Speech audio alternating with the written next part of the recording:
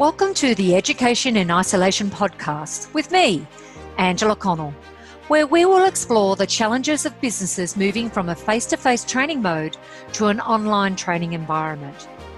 Many businesses have been caught off guard by the COVID-19 pandemic, but the situation is proving to be a catalyst for new possibilities and opportunities for the training industry. Let me and my guests help you make the most of these opportunities and to navigate the transition so that you and your organisation come out stronger and more resilient than when you went in. Education is the answer and you are the leader. Hi and welcome, Kylie, to our Education in Isolation podcast. It's great to have you here, our first RTO that we're interviewing. So, Thank you. Thank you. So who are you and what do you do? Okay, well, my name's Kylie Jordan. I am the Programs Coordinator at Ettingshausens Pro. We're a smaller RTO that's based in Sydney, southern suburbs of Sydney. We run pre-professional training for dancers. So our courses come out of the Creative Arts package. Our training is pretty much face-to-face. But we also have a section of our business that delivers training for teenagers and juniors, so the recreational dancing and competition dancing. So you've got both accredited courses and non-accredited courses that you're delivering? That's right. Yeah. And the accredited courses are from the Creative Arts training package, and you then have, so would it be more with the kids, social activities, the dancing, or do they have plans on they want to be dancers when they? Yes. Yes, very much so. So what happens is that they train through their junior years with their usually their local dance school, where they're trained very well, and usually some of the students are identified as having potential to take on a career in the performing arts area. Mm-hmm. So when they get to the end of year 12, or sometimes it can be at the end of year 11, they may start looking for what we call a full-time course to really work intensively on their skill set, and also just transition from that junior school dancing environment into what is obviously the industry environment, where they're picking up some extra skills so that they're then ready to present themselves to agencies and auditions and things like cruise ship contracts. We teach them a lot of the things that they really need to know to get out there in that very competitive environment. And so would a lot of those students transition from the non-accredited to the accredited? Is that your aim? Yep. Yes, that's right. So they're pretty much doing, like some of the students are doing somewhere between 5 to 15 hours a week of dancing after school. They take it very seriously. They train in multiple genres of dance. But generally it's just very physical. Usually there's not a lot of theory work. Sometimes they've done HSC dance or whatever is appropriate to their state sort of high school dance. And they might have done a Cert 3, something like that at high school level through like vet through the high school pathway. Yep. Sometimes they're coming straight to us thinking that they just want to do a year of intensive training. Picking up the diploma or the certificate we offer both of those, is not generally central to their goals. They come to us because we offer a really high quality level of training with lots of lots of industry professionals are available to us, and we have a reputation of delivering great industry knowledge so that they're really prepared well for the industry. So I would imagine that pre-COVID-19, majority of your training would have been face-to-face. Absolutely. We run classes all day, 8:30 to 3:30. Dancers are, as you would expect, very physical, tactile people. They really enjoy the atmosphere in the studio. Part of their learning and development is working with other dancers and simulating that audition environment, being part of a cast or an ensemble. So it's really important that the training we provide is face-to-face. It's also sometimes a little bit of a can be a bit of a gap year for some of them. They're figuring out whether this is actually the career they want. What they want to do. Yeah, so it's important that they have fun. It's a very passionate, enjoyable environment, and that's what they're coming here for. They love coming to dance every morning. It's like their dream come true, dancing all day and every day. Yeah, and it would be very interactive and, a lot of activities with the trainer face-to-face. Absolutely. Yeah. So we simulate everything that they might come across, because the thing about the dance industry is you often don't learn really what you need until you're on the job and you get employed. But in order to get employed, you have to understand what it's going to be like. So we have to simulate a lot of those environments for the dancers so that they're ready. So what was the biggest challenge to your RTO since COVID-19? Okay, well, to be quite honest, and because I'm quite a dramatic person myself, I felt like the world had ended the week before they announced that we had to close our doors. It really was a very eerie feeling as COVID was starting to shut down all the different sectors. We were told pretty much on the Friday that the next week we would be shutting down, and they didn't know which day. And then we shut down on the Tuesday, on the Monday, actually, sorry. On the Monday, they said, I'm sorry, but you will have to vacate the premises at 12 o'clock. So our entire junior school, which was running nearly 200 dance classes a week for our little people and 5-day-a-week training for our full-timers, were told, off you go home, everybody. Yeah. And so what hurdles did you face and how did you overcome them? So the first hurdle is because in that first stage of COVID, we were all, didn't really know what to expect and where this was heading. It was really important for the safety of our students that we did send everybody home. And when we did send them home, they come from all over Australia and some are from New Zealand. So we had to send some students chose to go back to their regional locations or interstate. I had 5 people from New Zealand return to New Zealand because their parents were obviously really worried. And you're talking 17, 18, 19-year-olds. You're not talking, 25-year-olds that are a little bit established in the world. Yeah. So the first challenge is how do we regroup? How do we keep them connected and not lose all of our students? Yeah. And so what did you do? So we shut down on the Monday afternoon, and then by the Wednesday we were up and live on Zoom, basically running a couple of classes. And we just said to the students, look, we realise that your environment at home may not be ideal for dance, because let's face it, some of them will be dancing in the kitchen, the lounge room, on the balcony.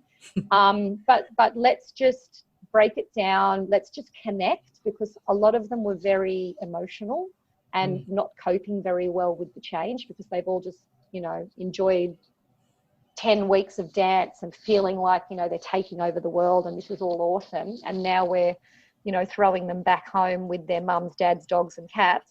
Yeah. And trying to figure out how they're going to move in the space. So it was really important for me to remain positive and focused on the future and making sure that we could continue. So I just grabbed a couple of my faculty who are quite experienced and said, how do you think you'll go on Zoom? And they just said to me, well, we're prepared to give it a go. And that was the beauty of it, is that I really didn't get anyone saying no. And that's good. Nobody said to me, you can't do it. We might have had a moment where we went, oh my God, how do we do it? How do we do it? But to to my team have been amazing. They've all just said, okay, let's talk about how we're going to do it. And we would just dig in and we just sat down, and the students were very forgiving. Yeah. Which was lovely, because being in this environment, it's not like we had any choice. No. It's not as if they got FOMO from, people over there are doing this, people over there are doing that. Everybody shut down. And I think that was actually quite helpful. Yeah. We were allowed to make mistakes. So you did the education and isolation course with Vivacity. Yes. Through that, and most probably, and then your own research. What answers did you come up with? What solutions? Look, I must say, I'm a bit of a team player. I don't really like to work in isolation, so this was really hard for me personally. Was really emotional about this whole experience, and having the vivacity to like launch something like Education in Isolation really helped me personally, just to know that there were some other people going through the same thing, that we could all just sort of sit there shell shocked together and actually focus on some solutions. And you're so positive, Angela, and goal oriented. That really helped me like pick myself up and go, okay, we can do this. Yes. So I would get off those discussions, and the first few were quite long, if you remember. You know, they went for an hour and a half. Hours. Yeah. And but from that, I felt quite motivated to go out there and you know, pick up my students and my trainers. And what I learned from that first session was that I needed to take time out to plan. Because sometimes I just plan on the run. Yes. Yeah. And in these times, like everything we planned at the start of the year was just all thrown out the window. So it was having to restructure as well. So you spent some time then planning it out? Yes, I did. I got off that webinar on that Friday and went, right. So on the Monday, I got all of my trainers, assessors and industry professionals that were already, you know, scheduled on for the coming weeks, and said, could you all please give me an hour of your time on Monday afternoon? And everybody said yes. I didn't get any no's. And I spent Monday morning planning with 2 other team members. We're a really small team, so I called in my top trainers and assessors and said, let's put our thinking caps on. I got out the butcher's paper, we got on Zoom, and we just talked it out, and we put a framework in place. What can we do? What we thought was easy to achieve on Zoom, what we thought might be a little bit tricky, and what we thought we might need to just leave until we get back into the studio. And to my surprise, out of that brainstorming session, there were more things in the first 2 boxes than the 3rd box, which was leave it till later. Excellent. So we just got creative. So mind you, that day we didn't run any dance classes. We just said to the students, take a week off. We're planning. I actually announced to the cohort, you're going on holidays early. They were almost due for their term break anyway, because we run to the school terms. Yeah. So we sent them on term break early, which I think they appreciated, because they needed time to get their heads together. Yeah. And just sort out their dance space. But when they went on that break, they already knew and had a feel for what we could do. I think they went out into that 2 weeks with a bit of confidence that... So you'd already put it out there that we were going to go distance. You were going to go distance and deliver via Zoom. Yeah. We had. Obviously, we'd written some letters to the cohort and delivered some information to them. But just by holding a couple of like ad hoc Zooms the week before, where we just grabbed a couple of teachers and put them online, and the students participated, they went, oh, okay, this works. This actually does work. Yeah. And we got very little pushback on that. Yeah. Yeah. I know when you first started, you did have some concerns, particularly from parents. Yes. Yes. Yeah. Yeah. So that was perception of value, perception of the learning experience and what they're getting out of it, because a majority of my students, their parents are paying for the training. And in a lot of cases, they've had to really twist mum and dad's arm to let them even do it, because there is still very much this perception that dance and the performing arts is not a real job. So they love the fact that we have a national accreditation. But when it went onto the online platform, a couple of parents did contact us and say, we don't think this is the same course. How are you going to do it? And that actually put me off a bit. I started questioning myself and my team, going, maybe they're right. But with your help, and then also my studio director, Natalie, she's so positive as well. She said, no, we can do this. We're not backing down. We are sticking to the course. This is a 1-year program. and we need to make the most of it, not just for our benefit, but for the students' Students. benefit. Yeah, yeah. And that's the thing is at that time, we didn't even know what the future held. We didn't know how long we were going to be in isolation either. So it was trying to figure out, okay, we need to take action now, and what is the Very best thing much to do? so, and that was in the forefront of my mind. So I was also quite transparent with communication. I wrote some really long letters to my staff, to the parents, and to the students themselves, sort of keeping them informed, but also being very careful with that communication, saying, look, this is what we're planning, but you need to understand that we don't know necessarily the way forward. So please give us the opportunity to change the plan if we feel it's in the best interest of the students. And once again, we didn't get really any pushback on that. I think they really appreciated everything we did. Yeah, yeah. And communication is the key in situations like this. Yes, that's one of our catchphrases actually around here that we teach the students. Communication is key. Yeah, yeah, and keeping everyone informed. So that's right. Awesome. So what has been your biggest achievement out of all of this? This is a tricky one because I think we've had a lot of wins, but the biggest achievement, because now we're actually starting to come back into the studio space, because once things settled down and I confirmed that we had enough room to conduct some face-to-face training, what was all okay to do so, we started bringing the students back. And when they started coming back into the space, of course, they were super excited. And it was, as I think I said to you previously, it felt like I was running a daycare, trying to stop them from touching each other and cuddling and all just, they're passionate and exciting. So once that all settled down, I started looking at the dancers in the space that were able to come in for the face-to-face training and noticed that they had all actually improved. So Awesome. in terms of their dancing technique and their training, like obviously online we were able to continue the coaching sessions, the theory around dance, all of that was easy. We were already doing a lot of that online by using the Accelerate platform. So the challenge was the actual dance content, the technical content of and the physical stuff. And what we've discovered is some of our dancers really thrived in the environment because we recorded a lot of the content. We pre-released content to them. So sometimes the teacher would say, all right, for next week's class, I need you to learn this dance combination. Here's the video, here's the tutorial, learn it in your time and come back next week ready to do it in class. And some dancers work really well with that.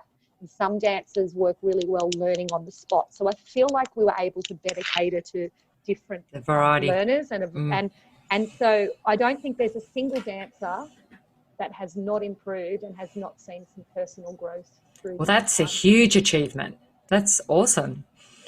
That students haven't been affected. Yeah, well done. Well, I wouldn't say they're not affected. Yeah. I would say that we've maintained the motivation and the optimism that despite any hurdle that's thrown at you, you can still grow and still keep working towards your goals.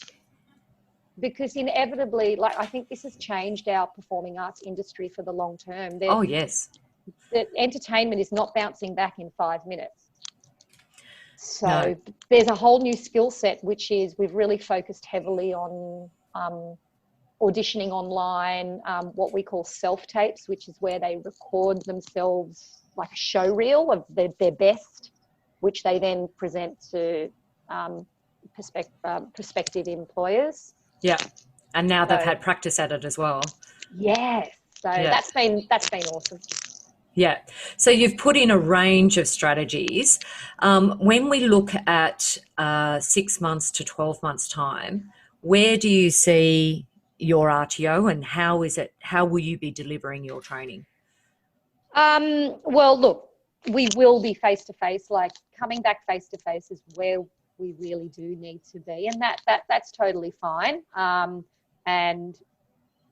what I do see, Angela, is the opportunity to connect with some industry that may not be based locally. So, previously we would have choreographers and entertainers and agencies from interstate or even from other countries. They fly into Sydney to do a job, and we would, ask them to come and speak to our cohort and deliver some, current industry knowledge. Yep. What's happening is obviously now that we're in Zoom, that's opened up, I've been running sessions with, people from LA, people from Queensland. And we will continue to do that, I think. Yes. So you think you'll offer a flexible delivery where they'll have the face-to-face as well as online? Yeah, we find though is that their accountability is much better when they're coming into the studio. One thing I struggled with in the Zoom environment is that we're really strict on attendance because this obviously is a practical course. And in the COVID environment, I really had to let go of that strict attendance. Like there'd be excuses like, I've got to go pick up my brother from school, or I've got to take grandpa to the doctors. And those things were never part of like their responsibilities when they're coming to the studio every day, 8:30 to 3:30. But when they're at home training and learning, it seems like the parents' expectations change, and they kind of, some of the parents were like interrupting their training quite regularly and asking them to do other things and not sort of respecting their learning environment. So we do feel that they really should be here with us in the studio to get the most out of the time. Yeah. But we're installing television screens in every studio. We have 12 studios, and they will all be smart TVs, Zoom capable. Awesome. So I'm really excited about that. So you could possibly have remote students Yes. who could come in, yeah. So you see that in the future where there could be additional students that you could have that you wouldn't have before. Yes, definitely. Yeah. We've looked at, we did have another course on Scope that we've kind of put to sleep because as it got too challenging to run face-to-face, we were never really able to get the numbers face-to-face. So my goal next year is to reignite that course, because I believe when I can offer it to, out there remotely, that I'll get the numbers I need to make it worthwhile to run that. And you could possibly get students from overseas as well. Yes, definitely. So I think that could be something that it might not be something that I'm working on straight away, because that probably would blow my mind at the moment. I'm just recovering from this experience. Yeah. But I think with the help of Vivacity, that's something that I definitely could look at. Yeah. Yeah. And so you also had said that you foresee that your industry has changed forever. Yes. What aspects do you believe will be different, and how will you apply that in your training? Well, interestingly, just doing some industry consultation in the last week, I was talking to a very well-known choreographer, creative director that works on programs like Dancing with the Stars, The Voice. She's also done a lot of work in musicals. And she is predicting that there will be a swing back to television as entertainment, like live television again. So potentially that there'll be more shows like, we love all of The Voices and Dancing with the Stars, and there'll be more call for dancers to be employed in that environment. And it's a very different skill set, dancing for the camera and dance. We cover it in our course. So we're going to prepare our students. We've started talking about that already, but they need to start thinking about that type of work rather than always thinking about the cruise ship contracts, because cruise ships, we're hearing that the cruise ship auditions are starting up again in October, because they have been like a huge impact. Asset. Yeah, like the thing is with cruise ships is in the last 2 to 3 years, Australians have really jumped on that whole cruise ship contract area, and they're off on cruise ships all over the world. I'm sure many of our listeners have been on cruise ships, and a lot of the entertainers are Australian, and they've been running and holding auditions here for years. We're not certain that that's going to continue because we don't think that there'll be as many cruise ship contracts available or theme park contracts available in the short term. So we've asked the students to start considering other avenues, television, and pre-recorded content for musicals, because Broadway, we're hearing already that Broadway won't be back till March next year. Wow. Yeah. Things like backup dancing, commercial dancing for all of the major artists, and all of those big spectacular arena events where a lot of our dancers perform and work. They're also on the sidelines at the moment. Right. So massive changes in the industry, but it sounds like you've got some really good strategies there, Kylie, for, moving forward and looking at, how you can best meet your student needs into the future. And I love that to hear that you've done your industry consultation as well. It's sort of, they come at me. I'm very fortunate that my studio director is very well connected in our industry and very well respected, and she includes me in a lot of the conversations with some very exciting industry people. So, and I'm always writing down what they say and trying to better what we offer based on what they say. Yeah. Awesome. So how do you keep motivated each day? At the end of the day, I feel very strongly about delivering the best course, the best program for these students. They've invested a year of their life with us. Often their parents are thinking, oh, what are they doing this for?